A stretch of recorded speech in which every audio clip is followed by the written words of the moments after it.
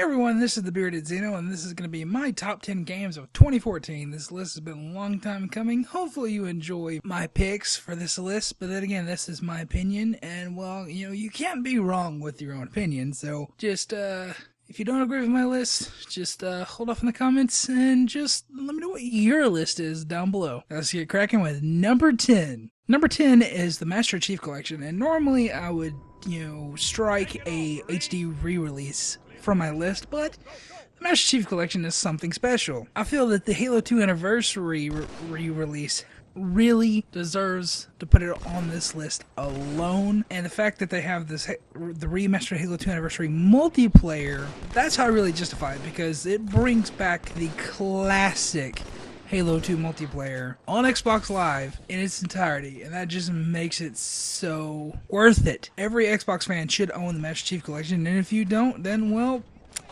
you should, because it's the reason there is an Xbox, and it's a damn good reason, too. Coming in at number 9 is Destiny, and this was higher up on the list until the DLC came out, and that really just kind of hit with me. And yeah, I'm letting DLC affect my decision, because the DLC came out in 2014, and that's how the game overall shaped up, and I wanted to assess how the games were at the end of the year, and because, games grow and evolve, especially Destiny. And I will say I did have this at number 7, and I demoted it down 2 slots because the DLC was that bad. I have an entire rant going to go up after this video, which should be an annotation on screen right now, if it's already up. Basically, I was really disappointed with that DLC. Otherwise, I really did enjoy the game, except for the fact there was no story. So, I still highly recommend Destiny. I think it is a great game to play, especially when you have a good group to run together, but it's definitely not going to be for everyone. And here goes my controversial pick, I think, and it's going to be Metal Gear Solid 5 Ground Zeroes. Yes, the $30 demo is on my top 10 list of 2014 because it was that much fun. It might have only been an hour of actual story, but that was the best damn hour of Metal Gear history so far. That was, Ground Zeroes is one of the best entries in the Metal Gear Solid franchise, and it's only an hour long. It really has me hyped for the Phantom Pain coming out this year, hopefully. And I have to say, I've clocked in at least 60 hours replaying these missions in this, trying to master the combat. It is so much fun. It is the most fluid Metal Gear Solid to date. It is the best looking Metal Gear Solid to date. One of the best looking games I've ever seen, honestly. So basically, Ground Zeroes is really awesome, except for the price tag of $30. But that's no longer the case anymore. You can get this thing pretty cheap. So I highly recommend Ground Zeroes, especially if you're a Metal Gear fan. So yeah, this game's awesome. Coming in at number 7 is Infamous Second Son. And you might notice that I'm not actually playing Infamous Second Son here. I'm playing the DLC, First Light, but whatever. I actually don't own Infamous Second Son anymore. But, I still have the DLC, so, because it's standalone. Anyways, I really did enjoy my time with the game, and the DLC, I think, really added to that world as well. But I'm really just looking at the core Second Son story here. I platinumed it. I loved it to death. Seriously, that if you own a PS4, Second Son should be in your library, or you should have at least played it. It's an easy platinum. It could easily be your first platinum if you don't have one. So yeah, lots of reasons to check out Second Son, even if the story wasn't that great, but the story is fucking amazing, so go play Second Son. Coming in at number 6 is another Troy Baker game, Far Cry 4. I just recently finished this game, and I have to say I really did enjoy every minute of this game. And the last hour of this campaign is magical. It is so beautiful, and there's multiple endings that you can choose, but the ending that I went with, I'm not going to say what it was, I felt it was a little shocking, and I loved it. I felt it was beautiful. I felt that was the right way to go. And overall, I really did like the story. It dips a little bit in the middle, but overall, Far Cry 4 is pretty damn awesome. I mean, it's just more of Far Cry 3, basically, but that's not exactly a bad thing now, is it? Now please give us Blood Dragon 2. Coming in at the halfway spot is Call of Duty Advanced Warfare. This game was so refreshing to me. I love the new movement controls. I love the way this game feels. I love the way it looks, the fact that they actually got Kevin Spacey for a Call of Duty game. Come on. That's awesome. It felt like the return to glory that Call of Duty needed after these past couple entries, specifically from Infinity Ward. And I really think that Sledgehammer Games hit it out of the park with this one. I really did enjoy my time with Advanced Warfare. I'm still enjoying it. Play it every once in a while, and definitely can't wait for the new Zombies DLC to come out. But mainly I'm talking about the campaign here. It is definitely the best Call of Duty campaign since Black Ops 1, I'll say. It definitely is really good. It has a few downfalls, which you'll see in my review if you want to look at that up. But otherwise, it's a really great game, and I highly recommend it, especially if you used to love the Call of Duty franchise but dropped off the bandwagon. I feel this is a good one to pick up because it's really different, really cool. You got a great story. Coming in at the number 4 spot is Wolfenstein The New Order. And I'm not actually going to show you any gunplay in this because that's one of the stars of the show. I don't want to ruin the gunplay because, But I also really wanted to focus on the story. This is a segment where it's really nothing but story, and that's what I think is the best part about this game. And that is surprising. This game had every reason to fail. A brand new developer, and well, Bethesda hasn't really published any great games that wasn't actually developed by themselves. So, yeah, hopes weren't high for this one. And I really think Machine Games knocked it out of the park. I mean, there are a bunch of ex-Starbreeze developers, and if you haven't played Chronicles of Riddick, then holy fucking shit, slap yourself. Chronicles of Riddick is awesome. But you definitely need to play Wolfenstein The New Order. This game is fantastic. The story is great. The gunplay is even better. And this is simply one that should not be missed.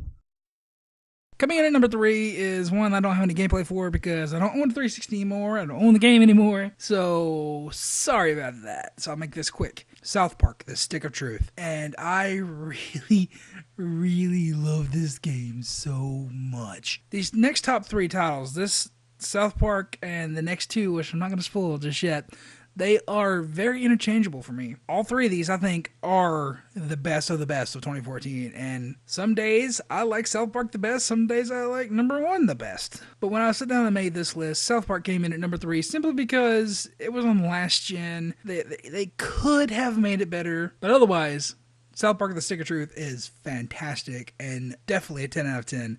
This game should be played by any South Park fan because it is a love letter to video games by Matt Stone and Trey Parker. So, yeah, play it. The only sad thing is that Ubisoft hasn't ported it to next gen yet. So, get on that, guys. Coming in at number 2 is another game I don't have any footage for because I didn't actually buy the game. And that's Sunset Overdrive. And you kind of heard I'm talking through my teeth there because I kind of am ashamed that I didn't buy this game. I had some footage of this, but it got corrupted. They had a 24-hour period where you could play the game for free, and I beat the game in those 24 hours, and I just never got around to buying it again. Honestly, Sunset Overdrive is the most original game I've ever played. It is the most fun I've had in a game in a while. For a while, it was my number 1, and my number 1 is kind of predictable, but Sunset Overdrive is just so unique that you can't ignore it, and it absolutely is Game of the Year worthy material, and it deserves every bit of your $60. If you don't have an Xbox One, Sunset Overdrive is definitely worth buying one for. It is that good, says the guy who doesn't own it yet. But I will buy it. I promise you, I will buy it and add it to my collection. That game is so awesome. Definitely, highly recommend Sunset Overdrive. And I just wish I had some footage to show you. That's a little sad. Coming in at number 1 is the most predictable one on this list, Alien Isolation. Oh my god. This game was one of the best experiences I could ever have as an Alien fan. It literally put me in the first movie, in Alien. That's what you're seeing right now. You're seeing the Last Survivor DLC. I know, it's kind of a DLC, but it launched with the game, and that was the best part. I want to show the best part about my favorite game. And, it's my list, so, fuck you. But even in the main game, which is fucking fantastic, they absolutely perfectly captured the atmosphere, the look, the feel, the smell, the taste, everything of the first Alien movie. And I have to say, I think it is one of the best games I've ever played. Oh, a lot of people give IGN shit, and specifically Ryan McCaffrey for giving it a 6, but guys, it's just his opinion. So stop. I'm tired of seeing people just tweet at him all the time. Yeah, look what you did. You gave it a 6, but now it's getting all these Game of the Year awards. Stop. It's just his opinion. Just like this is my opinion. Not everybody's gonna agree, so stop giving them shit. You didn't like it? Oh well, doesn't matter. It's okay, guys. Chill, bro. Chill. But I definitely am in the camp that I love this game. I think it's fantastic. But like I said, I don't hold it against Ryan because, you know, his opinion. But I will say that this game will live with me forever, that I will go back and replay it quite often because this game, oh, it's such an experience. It's just one of those games where you just want to sit down, put on your headphones, and ignore the world. It's one of those games that just really grabs you, sucks you in, and won't let you go until the credits roll. That's really special that we got that as Alien fans. We don't normally get stuff like that. I mean, you know, as much as I love Bug Hunt, you know, the main campaign of Colonial Marines, while I don't think it was crap, it wasn't what it was hyped up to be. It wasn't what I was expecting. Alien Isolation completely lived up to the hype. It met my expectations and then blew them away. It is such a fantastic game. It should be experienced by anyone and everyone, especially if you're an Alien fan. So, yeah, I can't really tell you too much more that you haven't heard about the game already, but please, if you haven't tried Alien Isolation, give it a shot. It's a really good game. Except for the Android combat. The Android combat can go to hell. Seriously, that's the worst part of the game. But hey, you know what? Yeah, that's going to be it for this video. Hopefully you enjoyed my top 10 list of 2014 games. If you have a question, comments, or concerns about my picks, leave them in the comments down below. Don't be an ass. Just saying, don't be an ass. Don't be an ass to anybody. Ever. It's terrible. And also leave your top 10 list of games from 2014 in the comments down below. And I'll see you in the next video.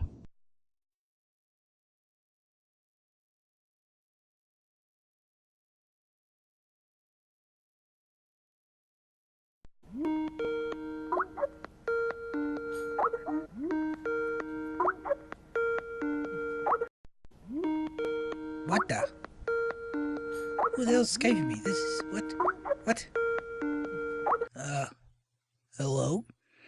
Yeah, and I'm wondering why you didn't put Shadow of Mordor on your 2014 list of best games.